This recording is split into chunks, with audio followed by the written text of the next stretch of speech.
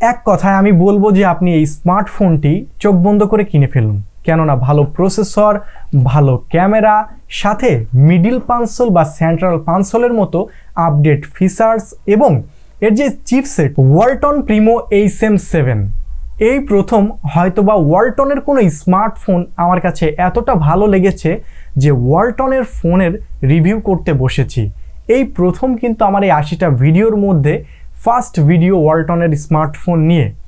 আমরা কিন্তু অনেকেই হেলাই ফেলাই ভাসিয়ে দিই যে ওয়ালটন দেশীয় পণ্য, এর আর কী বা গুণগত মান ভালো হতে পারে। না, হেলাফেলা করার আর জায়গা নেই, কেননা দেশীয় পণ্য হলেও যদি গুণগত মান ভালো হয় তাহলে তো অবশ্যই সেই জিনিসটা আমাদেরকে সদরে গ্রহণ করতে হবে, কি তাই না? তো ওয়ালটন প্রিমো hm7 এই স্মার্টফোনটির আউটলুকের কথা যদি বলি বা বডি অ্যাপিয়ারেন্স, সেই জিনিসটা আমার কাছে একেবারে যে খারাপ লেগেছে তা না, তবে তারা চাইলে আরেকটু ডিফারেন্ট লুক আনতে পারত। অ্যাজ ইউজুয়ালি সব আর 5টা ফোনের মতোই পেছনে ট্রিপল 13 প্রো ম্যাক্সের মতো ক্যামেরা মডিউল, সাথে নিচে আছে ফ্ল্যাশ কাট আউট এবং একটি ফিঙ্গারপ্রিন্ট সেন্সর আছে ব্যাক মাউন্টে। এই হচ্ছে ওয়ালটন প্রিমো hm7 এর ডিজাইন বা আউটলুক এবং এর পেছনের ব্যাক পার্টটা গ্লসি ফিনিশ করা বস্তুগুলো।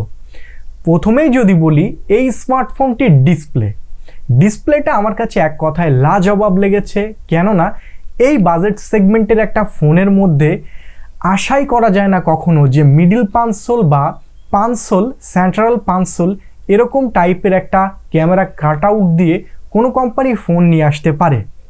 আপনি যে কোনো কোম্পানির দিকে আঙুল তুলে দেখুন, কোনো কোম্পানি কিন্তু এই প্রাইস পয়েন্টে অ্যাটলিস্ট মিডিল কনসোল বা central console camera cut out দিয়ে তাদের কোনো ফোন নেই।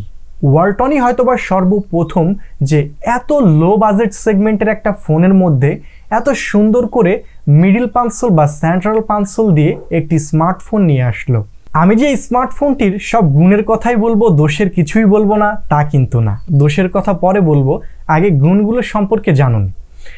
স্মার্টফোনটির ক্যামেরা নিয়ে প্রসঙ্গ যখন তুলেই ফেললাম, তখন পেছনের ক্যামেরাতে যাওয়া যাক, যেখানে রয়েছে 13 মেগাপিক্সেলের একটি মেন বা প্রাইমারি সেন্সর, যা f1.8 অ্যাপারচারের। এই জিনিসটাও আসলে ভালো লাগার মতো যে এত লো বাজেট সেগমেন্টের একটা ফোনের মধ্যে এত লোয়ার কাউন্ট অ্যাপারচার ইউজ করছে, এবং 2 মেগাপিক্সেলের একটি ডেপথ এবং 2 মেগাপিক্সেলের একটি ম্যাক্রো সেন্সর। আসলে দুধভাত সেন্সর আর কি। এই সেন্সরটা কতটুকু যে অ্যাকচুয়ালি কার্যকরী এই জিনিসটা আমার বোধগম্য না। তো তারপরেই এই ক্যামেরার যদি আউটপুটের কথা বলি, যেহেতু এর লোয়ার কাউন্ট অ্যাপারচার আছে, সেহেতু বোঝাই যাচ্ছে প্রাইস পয়েন্ট অনুযায়ী লো লাইটে বেশ ভালো ছবি ক্যাপচার করতে পারবে। আর ওয়ালটনের সেটগুলোতে মোটামুটি বরাবরই ক্যামেরার দিকটা খুব ভালো নজর দেওয়া হয়। আচ্ছা, ওয়ালটন প্রিমো hm7 এর ক্যামেরার কথা তো বললাম, এই ক্যামেরাতে ভিডিও করা যায় কেমন কোয়ালিটিতে? হ্যাঁ, এটা হচ্ছে 1080p বা ফুল এইচডি প্লাসে আপনি ভিডিও ধারণ করতে পারবেন। এই জিনিসটাও কিন্তু ভালো লাগার মতো, কারণ এই প্রাইস পয়েন্টে অনেক কোম্পানি 720p বা এইচডি প্লাস ভিডিও ধারণের সুবিধা দিচ্ছে, সেই একই জায়গাতে দাঁড়িয়ে ওয়ালটন কিন্তু আপনাকে full HD plus video offer করছে। আচ্ছা, কি অফার করছে, কি অফার না করছে, এগুলো তো বিষয়বস্তু না, অ্যাকচুয়ালি এই ফোনটা কেন বেস্ট ভ্যালু ফর মানি বলছি, এইটাই হচ্ছে দেখার বিষয়।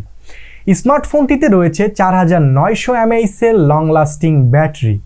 সবাই 5000 দিচ্ছে, সেখানে এই স্মার্টফোনটি আবার কেন 4900 দিল? আসলে এরা একটু ভিন্নতা নিয়ে আসার চেষ্টা করেছে যে সবাই তো 5000 mAh দেয়, আমরা না হয় 100 অ্যাম্পিয়ার কম করে দিলাম। সাথে 10 ওয়াটের ফাস্ট চার্জার, যা দিয়ে মোটামুটি আপনি ডে টু ডে লাইফে অনায়াসেই 1 থেকে 1.5 দিন ভালো ইউজ করে কাটিয়ে দিতে পারবেন। ব্যাটারির পরে যদি স্মার্টফোনটির অপারেটিং সিস্টেমের কথা বলি, তাহলে এখানে আউট অফ দ্য বক্স আপনি পেয়ে যাবেন অ্যান্ড্রয়েড 11 ভার্সন। এটা কিন্তু গো এডিশন না, রেগুলার অ্যান্ড্রয়েড 11 ভার্সন পেয়ে যাবেন। এই জায়গাতে তারা চাইলে কিন্তু একটু আপডেট নিয়ে আসতে পারতো, যেহেতু অ্যান্ড্রয়েড 12 ভার্সনটা এখন অ্যাজ ইউজুয়ালি সব ফোনে ইউজ করা হচ্ছে বা রেগুলার হয়ে গিয়েছে, সেই জায়গাতে দাঁড়িয়ে তারা অ্যান্ড্রয়েড 12 ভার্সনটা আনতেই পারতো। আচ্ছা, এরপরে যদি স্মার্টফোনটির চিপসেটের কথা বলি, এখানে চিপসেটটা কিন্তু বেশ দুর্দান্ত একটা চিপসেট ইউজ করা আছে, আর তা হচ্ছে ইউনি SoC টাইগার T610। এই চিপসেটটি কিন্তু 12 ন্যানোমিটার আর্কিটেকচারের এবং এর based on clock speed 1.8 gigahertz. ইউনিএসওসি এই কোম্পানিটি নতুন হলেও এদের চিপসেটের গুণগত মান বেশ ভালো। এক কথায় বেশ পরীক্ষিত নিরীক্ষিত একটি চিপসেট ইউনিএসওসি টাইগার T610। আমি বলবো আপনি যদি একজন মোটামুটি লাইট ওয়েট গেমার এবং মোটামুটি মাল্টিটাস্কারও হয়ে থাকেন, আপনার ডে টু ডে লাইফের সকল টাস্কই কমপ্লিট করবে এই প্রসেসরটি স্মুথলি। স্মার্টফোনটিতে আরেকটা ভালো ফিচার্স আর তা হচ্ছে এটাতে fingerprint sensor, privacy and security হিসেবেও পেয়ে যাচ্ছেন। এটা কিন্তু ব্যাক মাউন্টেড, এখানে একটু খেদ বা এখানে একটু কমতি আমি অনুভব করছি, আর তা হচ্ছে তারা যদি এই স্মার্টফোনটিতে সাইড মাউন্টেড ফিঙ্গারপ্রিন্টটা ইউজ করতো তাহলে আর কোনো জায়গাতে কোনো কিছু বলার মতো, অভিযোগ করার মতো জায়গায় থাকতো না। এখন একটু সাম আপ করা যাক এবং একটু কনক্লুশন টানা যাক যে স্মার্টফোনটি কোন কোন দিকগুলো খারাপ এবং কেন কিনবেন না। স্মার্টফোনটিতে লাউড স্পিকার বা স্পিকার গ্রিলটি ইউজ করা হয়েছে ব্যাক পার্টের মধ্যে। তারা চাইলে কিন্তু বটম এজের মধ্যে বা বটমে ইউজ করতে পারতো স্পিকার গ্রিলটি, এতে করে মিডিয়া কনজিউম এক্সপিরিয়েন্সও হয় অসাধারণ। তারা এই জায়গাটাতে একটু কস্ট কাটিং করেছে এবং কস্ট কাটিং করেছে এদের ডিজাইন প্যাটার্নটাতে। অ্যাজ ইউজুয়ালি পলিকার্বনেটের এই ডিজাইনটা তাদেরকে অনেকটাই কস্ট কাটিং করিয়েছে। তো স্মার্টফোনটির অল ওভার স্পেক যখন বলি তখনই হয়তোবা আপনারা এর কনস এবং প্রোজ নিয়ে মোটামুটি ধারণা পেয়ে গিয়েছেন, তাই ভিডিওটা আর বেশি লং করব না। এখন কনক্লুশনে টানবো যে স্মার্টফোনটি আপনি কিনবেন কি কিনবেন না। এক কথায় আমি বলবো যে আপনি এই স্মার্টফোনটি চোখ বন্ধ করে কিনে ফেলুন, কেননা ভালো প্রসেসর, ভালো ক্যামেরা, সাথে মিডিল পানসোল বা সেন্ট্রাল পানসোলের মতো আপডেট ফিচার্স এবং এর যে চিপসেটটা, প্রসেসরের কথা যদিও বললাম, এই চিপসেটটা কিন্তু দুর্দান্ত পারফরমেন্স করার মতো একটি চিপসেট। তাই বলবো আপনি যদি একজন লাইট ওয়েট গেমার হয়ে থাকেন বা মাল্টিটাস্কার হয়ে থাকেন অথবা মিডিয়া কনজিউমার, সকল কনজিউমারদেরকে এই স্মার্টফোনটা সাজেস্ট করার মতো, যেহেতু বিডি প্রাইস হচ্ছে 10,499 টাকা।